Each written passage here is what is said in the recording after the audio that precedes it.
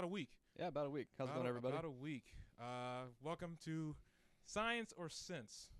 That's the new show title. I like that. You That's like a good one. that Yeah, one? I like that one. That's good. It came, it's good that we took a break. Yeah. Came with the name. I like Geodude, especially the Pokemon. We already covered that. Mm-hmm. And excuse me if I sound like I'm out of breath a little bit. I did like a 300-meter dash. But anyways, we have a lot to cover in a short amount of time. But we're going to do, like we always can, the best to get it all in and get it to you. I am your host, Randy, and I have Matt here. How's it going, everybody? And let's get into it. That song that you're hearing is by Mr. Bishi called No Matter What. I'm going to let you guys hear that for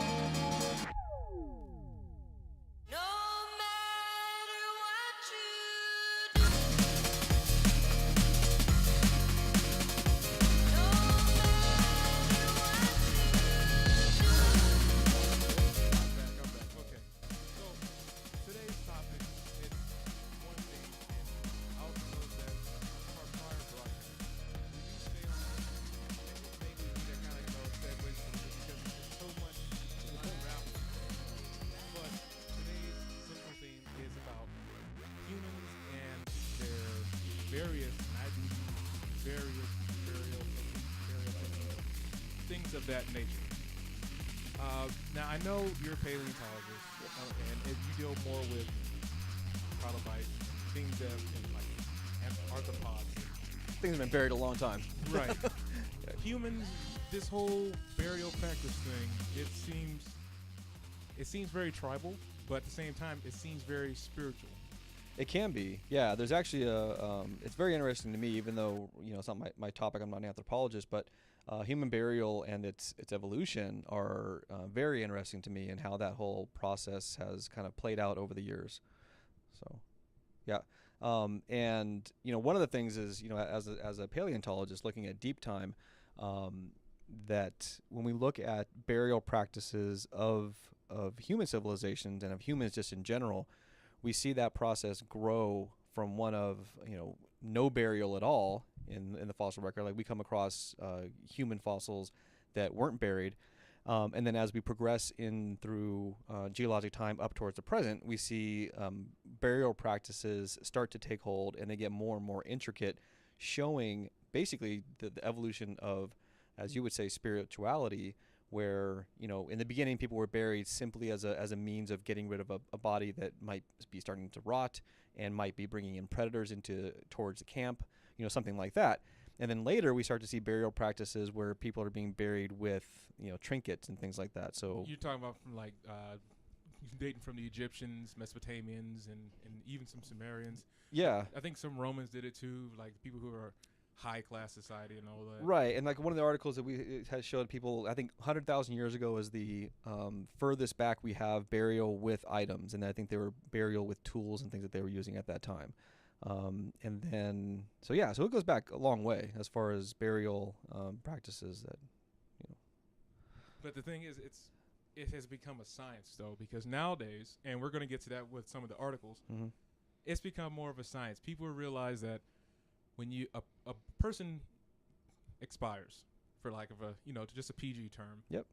When they expire, there's a lot of chemical processes that go into them to preserve the body when they put it into the ground. Oh, right. The embalming practices, right. Some of the, I forget the name. It's a type of human version of taxidermy. Right.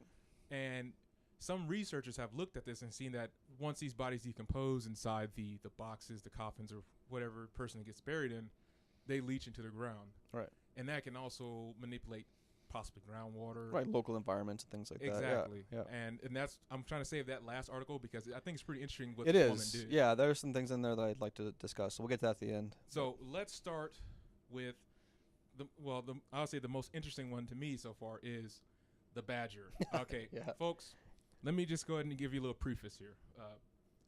There was a video from National Geographic that showed 2 to 3 badgers, maybe 4, burying an entire cow. Now, from what I did look up, and maybe I need to do a little more research on it, but badgers are not carnivorous. No, they are. They are, because all the links that I was we lost connection. That's not good. Hello, Radio Land. We are still live. Oh no. Come on, internet connection, reconnect. Come on. 1 second here, folks. We're having a slight technical difficulty because it says live on one screen and then it says we're not. And I was just getting ready to get into the. That's weird. Yeah. Huh. Are you having connection on your side? Yeah, I think it looks like it. Let me see if I can pull this. Okay, 1 second. We're gonna put back on Mr. Bishi. We're gonna fix this. 1 second. Yeah, I'm getting.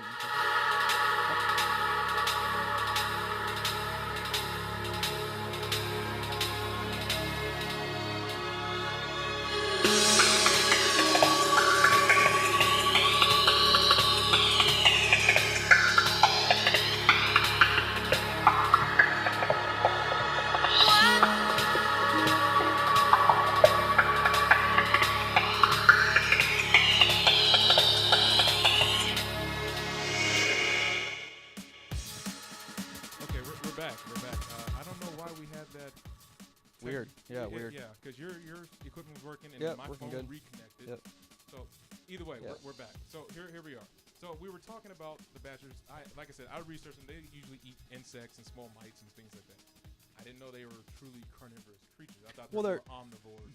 Yeah, so they're predators. So they will eat other animals. They typically don't, do things this big, and that's why this is kind of an issue, or not an issue. Why it was such a story. Climate change, perhaps. Why it was such a story. I'm just saying, we got all kinds of weird things happening. Creatures not doing what they normally do. That's a quote unquote normal for their species. Well, I think this was just it was probably normal. It just hasn't been seen. That they're doing these large burials of animals, which is kind of cool.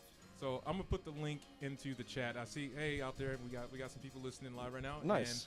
And that means our connection is very stable. That's good. Which is always good. Yep. So I'm gonna put the link in the chat. But just to go ahead and get another preface, since we had that technical difficulty, we're talking about humans and their, I guess, somewhat ancient burial practices dating back from the BC area to now. Yeah. So just to bring it back to, we're talking about humans and their practices of doing it. How we've transitioned from those quote-unquote ancient times to nowadays we just embalm someone and make them look like a cadaver, and they're just a stiff. Right. No pun intended. Right. And, well, we have various we have varying burial practices, but that's one of them. Right. Yeah. Right. Yeah. So okay, so I'm going to put the link in there. Can you be so kind as to read the front line of that real quick, or the underlying headline for that? Of that article? Yes. Well, the one I have here, I don't know if it's the same one. It says, "You never know when you might want leftovers." Is that the one? You know what? Yeah. That's it. Okay. Yeah. So this was about badgers and their practices, but this study that was found was the scientists recorded a badger burying a full cow, basically. Which is, I don't think that's normal. Yeah, you're talking about something the size. It's of a not house normal. cat. You're right. So it's not normal. Yeah, badgers are pretty small. If you don't know what a badger is, a lot of people have seen the honey badger. Badgers don't care over. Yeah. And so badgers are about that same size. They have very, very large claws, and they like to dig and they like to burrow. They make dens underneath the ground, and they've been seen burying things like rabbits, smaller animals. And this is the first time that they've recorded them actually burying a large cow. AKA a bovine. A bovine, yes, a large cow. And it's actually really cool to see this. There's a video on it, and the one badger is taking days to bury this very large cow, this carcass in the ground, and doing it to basically save a snack for later. He's saving his meal. He's basically preserving it underground so that he could eat it over a month's time. Now here's one thing that I saw. The comment might be gone because you know how YouTube works. Like you put a top comment, it'll be gone in a few moments, really. Right. But one of the comments said, "Yeah, he's just put it underground and cooking it." Yeah. Now here's the thing: you actually deal with things that are buried beneath earth. Right. Can and carcass be cooked like that? I mean, no, not in this way. Like they do this in like Hawaii. They'll cook a pig underneath the ground for their luau's and stuff. But they're putting charcoal and they're starting a fire and things like that. But so it's not just, oh, we're gonna bury some dirt and make it like kimchi, but with no, these organisms, this badger is burying this bovine to basically remove it from scavengers on top of the ground. Mm-hmm. It's still going to get scavenged beneath the ground. There's still going to be microbes and microorganisms that are going to start to decompose this carcass under the ground. Sure. But it will last a little bit longer under the ground because it's cooler. Temperatures are cooler. It's not exposed to the air, so it will be preserved for a little bit longer than it normally would have. So what would possess, I guess, even humans to do that? We're not segueing too far because this is still talking about burial practices. Right. What would possess humans to even bury their food to cook it? Like what would bring that on? Like that. I don't know. Process. I don't know enough about luau's and how they work. I know that one of the ideas with the luau and burying the pig to cook it in this kind of pit. Is that it retains the heat and it actually gives it more of a full cook. It's almost like a natural microwave because it starts to cook it from all directions and you give them much more. I think anyway. I'm not speaking know as had your fair share of microwave as an expert. Yeah. maybe that'll be another topic. Yeah, we're not gonna do that. Yeah. No. Yeah. So, folks, here's the link. I got it translated over because it was a mobile link. That's why it wasn't showing up in the chat right away. But very cool video. Very cool video. It's definitely worth a watch to see. It's interesting. Yeah. So let's transition to humans. Yeah. Burying things. Yeah. Before we had that technical difficulty, we actually got into like some of the civilizations who've gone and by the wayside who actually practice these burial techniques. Egyptians, Mesopotamians, some. Yeah, all Greek, over, right? Yeah. Yep. Even Vikings, the Nords, and all that. They all had some type of burial practice. Yeah. So what is it? Is it something spiritual or is it just is it economical, like we were saying before the interruption happened? Well, I think it is now. It's a spiritual thing now versus early on in human civilization. So, I mean, I guess it's important to understand that humans, as we know them, have been around for, 400,000 years, depending on who you talk to, all the way up to about 200,000 years. 2,000, 6,000. 200,000 years. If you want to take the low end, and when we start to see burial practices, initially we don't see any burial practices when we look at human remains and where we find them. There aren't any human burial practices. What would you say that was? Back 200,000 years when we see the early humans, right? We don't see any burial practices. You mean not sapiens, at all. like No. Well, it depends on what you want to say about Homo sapiens. Not. Got you. We are, if you want to get into taxonomy, we are deemed Homo sapiens sapiens. So we are a subspecies of the Homo sapiens group. There's Homo sapiens neanderthalensis, Homo sapiens robust, all these different, lineages. So where's the OGs? We're the. Since you say that, it's like, okay, where's part A for part B? Yeah, it's a very, very difficult subject to get into in the time that we have. But right. Yeah, so going back, 200,000 years, we don't see any burial practices at all. We see humans dying, and we see fossilization of humans during that time, but nobody's being buried. And then it's actually interesting. As we start to move forward, we start to see burial practices, but not anything that, not being buried with any items. They're just kind of being tossed into a pit, most likely to get them away from the outside, so not smelling anymore and not drawing in any pestilence big carnivores and disease and things like that. Exactly. So the humans weren't so daft back then that they had the common sense to say, okay, look, that's dead, that stinks, get it out of here. Right, that's exactly what it was. And then we start to see later, as things progress and as this whole practice starts to evolve, then we start to see burial with, trinkets or objects that they lived with, or burial with, their arms going over their chest and like placed nicely into That is a common theme. Yeah. Even in today's practices, you'll see them. It'll be right across the solar plexus, or it'll be just below the zizix. This is what's called. Yeah, I'm not sure what that's called. Coccyx or zizix? Oh, the little bone that hangs underneath your rib cage. But so here's my question then: if it became more spiritual now, why is it becoming less economical now? It seems like there's a shift. Because it's like I said today, folks. We're gonna try to exclude a break today because we are a little short of time because of that technical difficulty. But and I really want to tackle. I don't want to spoil it just yet. Yeah. But the new burial method that people are trying to pitch. Yeah. So again, why has it become more spiritual and less economical? Because if you look at a cadaver, a deceased body today, it's filled with all types of pesticides and types of material that are very either cancerous or highly toxic Yeah. to other humans.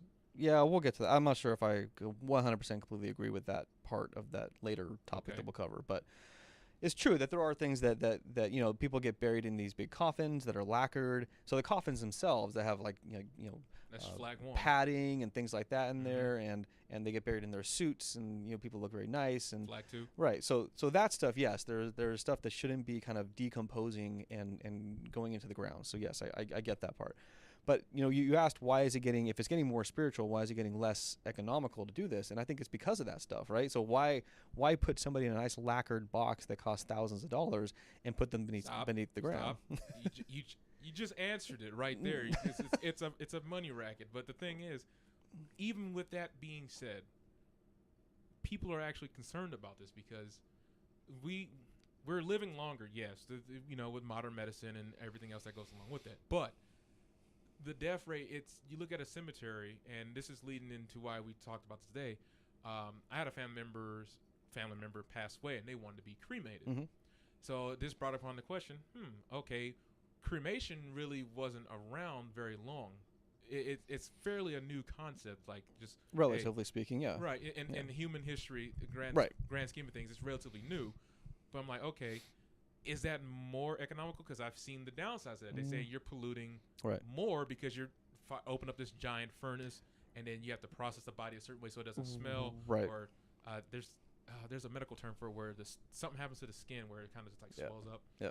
Not to gross anyone out. This is not for the faint of heart who wants to hear this. But yeah, and I think it depends on what your aim is, what your goal is, right? It depends on gone. some people. Well, I get that. It's like some people, and we'll see later what that is looking like now. But some people they want their body to be preserved and look nice before it goes on, quote unquote, to the afterlife. Come back. It's going to be the Walking Dead. Right, exactly. So, but some people believe that there is they're going on to something, and they want to look good for that arrival. I guess I don't know. It doesn't make any sense to me, but that is something that people think, and there's other people that think that they're going on, but their body doesn't really matter, so they'll burn it. But there's a whole range of activities that can be done after death to satisfy somebody's need to be handled. But yeah, I guess it depends on what your aim is. And even if you're trying to be a conservationist with respect to that, there's difficulties like you said with burning the body. Right. That's not it's not just that's not a green way of doing things. Right. So with that being said, this is going to segue into the next one. Humans are the only ones who are thinking of these different practices. You sent me an article showing, I guess the human race's kind of genetic cousin, our nearest cousin. Yep. Chimps who are grieving like humans, right.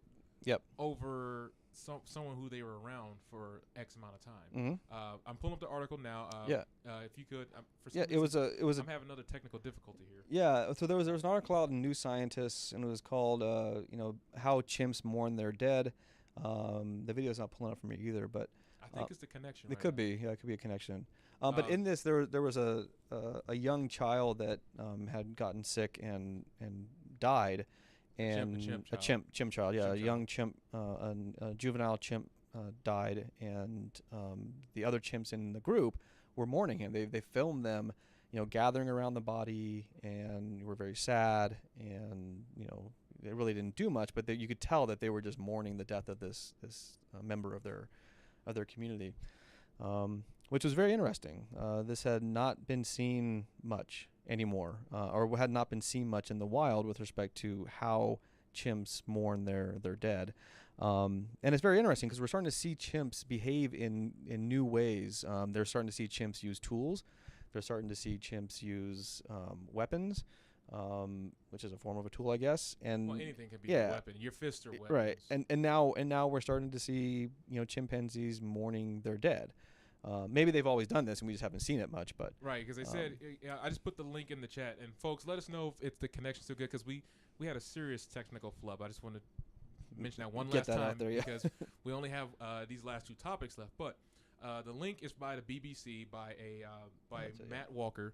And I'll read the first two paragraphs for you, just in case you guys can't see it just yet, for, again, the obvious reason. A unique, remarkable, and intimate film. I'm reading, trying to be like that guy. A unique, remarkable, and intimate film may change the way we think about animals. and their ability to feel grief. The newly published film captures the solemn reactions of a group of chimpanzees who discover the dead body of a friend. Now, just fast forward a little bit. They have a picture here, and you see the chimp gasping, like if this was a human counterpart. Thank you, chat. We're good. They said we're good. Awesome. Thanks. Sorry about that. Anyways, it shows them gasping, covering their mouth like a human would. Right. Now, I get it. We have some genetic similarities. We also have genetic similarities to a fly as well, but we don't see a fly with one of its 6 legs going like this. Right. But what does that? What does this mean that we're now seeing this in our lifetime? Yeah, I mean, what does this mean to a paleontologist? I don't think that it means much, other than it's like, to me, it's actually not very surprising at all. Really? So we are very closely related to chimpanzees. So one thing that everybody thinks is special about humans is that we're conscious beings, that we have this consciousness, that we're empathetic to our counterparts. Well, today might speak differently. And so it makes sense. So you mentioned a fly. Well, we share much less DNA with a fly. We're farther removed from a fly in our genetic makeup. So it makes sense to us that the next closest thing to us on this planet would behave very similarly to the way we do with respect to somebody of our close kin or in our close relation to us dies. You could see that they are obviously very empathetic. They understand what it means that this being is no longer in their presence, no longer around. They're gone, and they're reacting to that in a very visceral way. And I think that shows once again. We know that from fossil evidence and from genetic evidence that we're closely related to chimps. And now we're starting to see that from a cognitive level, we're also we can show that we're related to them in the way that they handle these same grievances that other things have. So with that being said, is that going to be one of those things where we're going to end up finding what is our X factor that links us to the primate family on the other end of the spectrum? Because you're saying that if we have the cognitive capacities and they also have the same thing for empathy, sorrow, and all the human emotions that we go through on a daily basis, if they have this capacity, what does that literally mean for the future of our species? Because it sounds like to me it's not going to be a big distinction. It's like, okay, are we going to start saying now they have rights? Right. Yeah. Well, we already have. We've already started to do this. Relatively speaking, we used to do testing on chimpanzees. Now that's actually gone way down. I know that's probably still done in some corners of the world, but in the secret lab, deep within the mountains. You can actually look this up. We do not do nearly as much testing of products on chimpanzees anymore because we recognize how closely related they are to us, and how I don't want to say human-like, but they share many of our similarities. But so we understand. Was also the pretext for them to do it. Right. But which is why now we do more on mice. Mice are a fairly close genetic match to us, so we can test products, drugs, and things like that on mice. So if Stuart Little pops up somewhere and he's like, "Hey, listen, you got to stop, man. My cousin Larry over there, he's blind now. Yeah. He wasn't albino mice. Yep. Meese, or however you want to say it. Mises. Now you done did it. Yeah. I'm calling Peter. Right. But no, more serious note, it's like we're talking about burial practices, folks. Just to recap, because I know we're running short on time, but time. It seems like we're in this epoch right now where we're either gonna go beyond whatever we possibly could imagine, like how the world of tomorrow was talking, or we're about to have a massive reset and go back to where we started. It's like I see findings like this, the burial techniques, now that you made me aware of the cognitive awareness of chimps, I didn't even know that. It's like, okay, where are we going with this information? We live in an information age. Is this going to make us or break us? I think it always makes us. I mean, I think that the more we learn about our fellow organisms on this planet, again, there's probably some people listening, people don't understand this, but we share a genetic code with every single living thing on this planet, with a daisy, with the fungi, with the bacteria. It lessens the further back you go where we diverge from them. So again, this goes back to like how we treat animals. We understand that there's a cognitive difference. Dogs, for instance, we share less DNA and less genetic code with dogs, but we can see that dogs, get upset when they see other dogs hurt or dying. Like they have a level of empathy Feelings, man. within feelings. Yeah, That sounds warm and fuzzies, right? Yeah. We don't think that it's anything near like what we have, but they do have some reaction to other organisms' discomfort, and we see that. And even their human owners, they sense things going on. So there's something there at some level. But just with chimpanzees, it's more, and recognizing that, is a good thing. I think it brings us further and further along in our knowledge of our planet and the organisms that live on it. We're never going to find ants that have the same level. Ants aren't going to be doing these same practices because there's not probably eat their own. There's not a cognitive basis for it. But chimps, they have a brain, they have they have everything like we do, and they have the ability to we diverged relatively recently from them in geologic time, and so it makes sense that they would have some of the same neural connections that we have that would cause some of these behaviors to take hold. Well, they had a video of said behaviors that you were just talking about. Yeah. But apparently, the BBC Earth removed it. Yeah. I mean, you can check YouTube on this. You can just look up. Anybody wants to check YouTube for, chimps mourn their dead, and there's videos of it. And it was filmed by a few scientists, and it's actually a very interesting video and sad, to look at and see them mourn the loss of their. Well, we have member. One last thing to mourn about, and it's a topic I've been holding off on for the longest time because this is the most interesting one. There was a woman who did a TED Talk, and I'm not going to release her name just yet because I want to give her a little bit of a build-up. She took it upon herself, because this is where the whole thought of it's poisoning our ground, the way we embalm humans and put them into the ground. Right. She took it to the next level and said, okay, did all the research, found out what's the best way for a biological organism once they expire. Yeah. To go about that next phase of biological existence. Right. It's called mushroom life.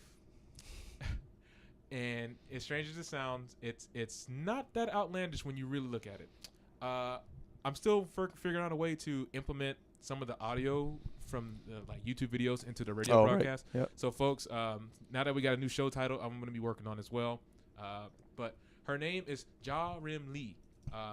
And it's called the Mushroom Burial Suit.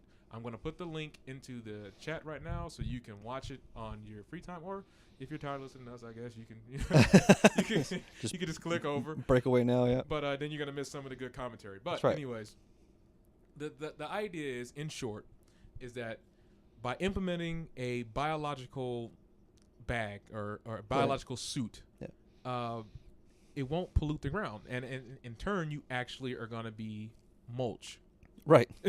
For lack of I think it's an awesome idea, yeah. It's like, what better way can you give back, I guess, to the planet what already gave to you in abundance? Right. Is by when your body decomposes, don't pollute it. Don't let your last act. And she went more into the esoteric. I know how you are about esoteric stuff, so we won't touch that with a 10-foot pole. I think she did fairly well with it. I mean, there was some stuff that I didn't agree with, but she did fairly well. Yeah, well, that's the thing. It's like she actually really went into. She had engineers, architects, quite a few medical professionals to make sure that it was legal and within the medical realm that you can even do this. Right. And apparently it's caught whirlwind. It has 6.8 million views. It's a 7-minute video. Like I said, I want to start putting excerpts in from videos. So right now I'll just go ahead and talk over it. Yeah. The suit literally turns your body into ground food, mulch, and then mushrooms spring out. Right, specifically for mushrooms. So the suit was designed for mushroom spores to basically consume your body. You basically use your body's nutrients for their growth. Exactly. Yeah, and it's great. That's it. And, some people how you try not to read the YouTube comments, but whatever. Sometimes you have to just wear people's mindsets. Yep. But it's like it's not that outlandish of an idea. No, I think it's perfect an idea. I mean, this has been around, not this specifically, but there were these and you can even find these today. There's a bag that you can they basically take a tree and they put the root system yourself in a bag, and they basically you surround the root system with your body, and they put the tree in the ground, and so your body acts as fertilizer for the tree. So in essence, you are becoming the tree. Or your body anyway is becoming the tree. That's pretty clever. Yeah. So this mushroom one is great, but there's other things like it. And this is one of those things. When I start thinking about my own death and what I want to do, before I knew about this, it was, just put me in the ground without a casket, without anything. Just put me in the ground and let me just be eaten by the worms and all that kind of stuff. But, you can't just do that because of, legal reasons and among other things. And pathogens and things like that. You just can't do that. So, this is the next best thing. We learned, Matt. Right. We learned. So this is the next best thing. Let your body provide food for other things. And then, in essence, you live on forever. And again, going to the esoteric, and I'm talking from her point of view, it's that you're giving back. Right. Your last act of anything, because once you're a carcass, you're done. Yeah, and I sign on for that. Yeah, sure. I think that's a brilliant way to do it. Yeah. So like I said, folks, the link is in there. I really wanted to put excerpts in here, but I have to, first time broadcasting other videos like that, and I just wanted to make sure everything was copacetic. So next time we'll have some excerpts for that. Yeah. But so is that something you would do? So would you do the mushroom? She called it a ninja suit. Ninja suit.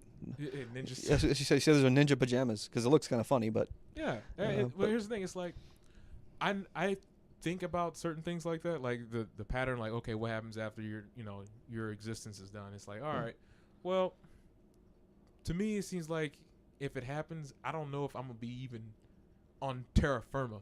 I'd rather be shot into space. Yeah. Okay. Just floating. Kind of like, like how Optimus is. But then you're not giving back. Oh, yeah, I am. To who? The universe. Oh. I'm going back to the universe. Okay. All right. It's like, okay, look, if we can send a gold plate, with our address and what our physiology looks like, why not just send a human just like, all right, look, we're going to suit them up, send them out, put some tunes on, pick them up. Oh, okay, so this is what they look like. All right. Oh, cool. Do we still have listeners? Are they? Oh, yeah, we had like 7. Oh, I was going to see if somebody wanted to chime in with if that's something they would want to do. Well, I would love from the chime in, but like I said, it's that issue right now. Oh, right. Okay. I can, like, if you look right now, you can see we have, this says elsewhere. Oh, okay. So they're listening. All right. Very cool. As far as like, do they want to sign in and talk to us? They're being a little shy. All right, that's fine. We'd love to hear from you. We'd love to hear your thoughts on this topic because it's an interesting topic. It really is, and that's why I wanted. If we didn't have that technical flub, the flow would have been so on. Oh, we wouldn't have. We had 7, but it shows 3 now. But the flow was going. Yeah, like we were on it. But anyways, it happens. It is what it is. It is what it is. Yeah. So usually we have a free form discussion. We already covered the main 3 articles. We got about 10 minutes or so. Yeah. Yeah. So we can just shoot the. Yeah, I'm gonna drop some knowledge on you guys. So for anyone who lives in California, here's a heads up. You might want to grab a pen and paper. Here we go. So I attended a IGS meeting on April 5th, and for those who don't know, that stands for Inland Geological Society. It's a group of basically rock nerds who like to hang out and talk about rocks and stuff. Yep. So in short, we were talking about the groundwater situation here in California. As a lot of people may or may not know, we're in a 16-year drought now, going on a 17-year drought. Yep, it's been helped out a little bit, but not nearly enough. Yeah, with the rain we've had, and especially that one period where we had like 2 weeks of nonstop rain. That might have made an impact, but it's not probably, enough. It's probably gone. Not long term enough. Yeah, we still have, our population size is still enough that we're gonna. So for folks who live out here in California, good old Cali, beautiful day outside. It's nice and cloudy and sunny. 15% of our groundwater comes from a Central Valley aquifer. Now, let me go ahead and kind of break that down for us Californians. That means if it doesn't make sense already from the obvious, a lot of our water gets pulled from that, a significant amount. And what one of the USGS members were talking about, and I don't want to name drop her because I'd rather ask her first. Yeah. But what she was talking about was we have not been metering how much has been in that aquifer. We just been, I guess, delegating water. This is from the USGS. This is not from my mouth. I even got some slides from her. We have not been metering it since 1921. Yeah. So my thing is, and I asked her this question: what happens when the water level that's in that aquifer is not at desirable results? They like to use that word a lot, desirable. Right. Okay, so that's, if you hear desirable, that just means if it's not where they like it. I'm like, how are we going to delegate water once it's either near depletion, or what happens if we're overabundant? Well, if it's overabundant, I mean, I'm pretty sure they can figure that out. It'll be relatively simple fix. But what if it's near depletion?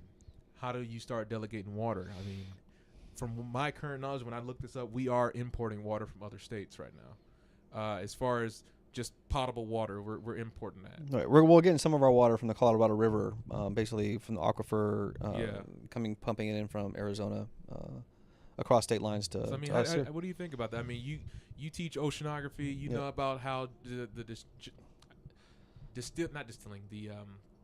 groundwater penetration processes work when it goes to the ground and it filtrates all the negative and the bad stuff we don't want to be drinking. Right. From your perspective, I mean, what does this mean? I mean, I don't know. I mean, it's not my specialty, but I know that, our groundwater situation in California is dire, because we're just not getting the water that we need to handle the population that we have. So, and we're steadily growing. Right. And it's population that's in certain areas, like for instance Los Angeles, because the population of Los Angeles is so high, that's where the most need is, and that's why we have 4 basically water sources that are coming from outside of our area. We have Owens Valley, we have Mono Lake, which we're not taking from anymore, and then we have the Feather River. We're taking money from the Feather River up near Oroville and Folsom, and then we're getting water from the Colorado River. All of this is pumping into Southern California, taking water from other places to bring to us here in Southern California. Now it's straight on their system. Right, and it's a strain on those other systems, which their populations aren't that big. But what happens if their populations grow? Then what happens? Then we're taking their water. Oh, they're gonna cut it off. Yeah, it has to be cut off. They're gonna stop making rom-coms then. Right. So if we're talking about our water, the way we handle water in Southern California, we have to take into consideration the geological processes that go into basically filling back up our sources. Oh, yeah. And if we don't take that in consideration and we don't start to monitor that more closely, then we can get into a very bad situation. Like you said, if we're not monitoring this and we go to finally monitor it and we're like, whoa, we're a lot lower than we thought we were, then we're going to be in some trouble. See, that's the thing. She wouldn't mention. I don't know if she was under embargo or she can't. No, there's like you didn't say where we currently at or what is projected that we're at. At least give us some kind of inclination. Like, all right, well, we already that initiative. I'm pretty sure you've seen the billboards everywhere talking about H2O is important. Yeah, and I think we probably know some. Maybe it was the one particular reservoir that she was talking about that we didn't know that hasn't been monitored.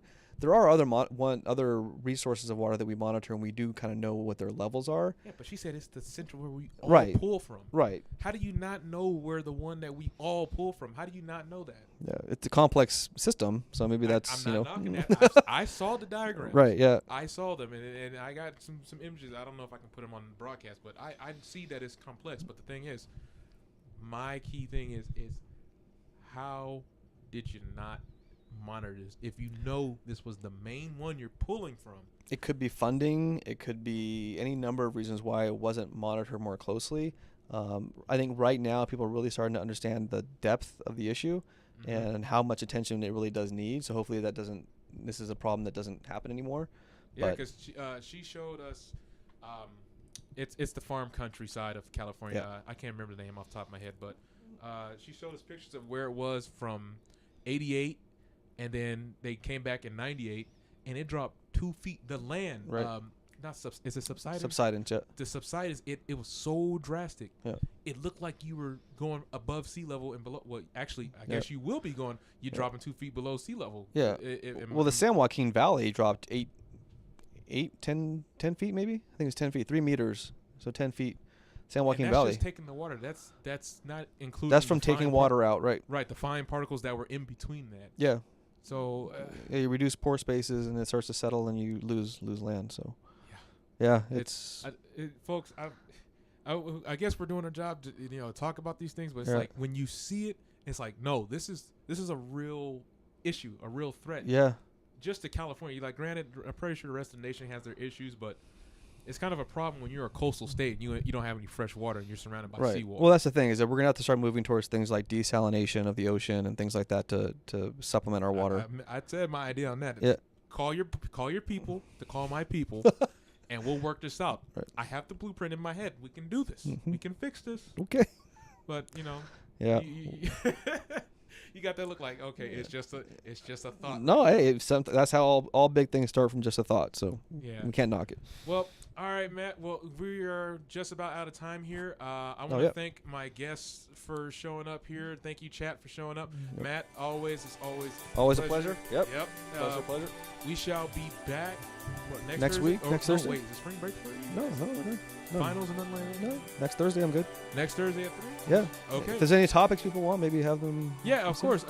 Hit me up at gotekilabs.net, Goteki at Facebook if you want any questions answered, or if you have any topics of your own. I mean, we always have topics. This is just what we normally do. Yeah. On and off air. So. But if there's something you want to hear us discuss, then by all means, bring it up. Of course. All right, folks. Well, we're gonna get out of here. Until the next one, make sure you use some science or sense. Definitely. See ya.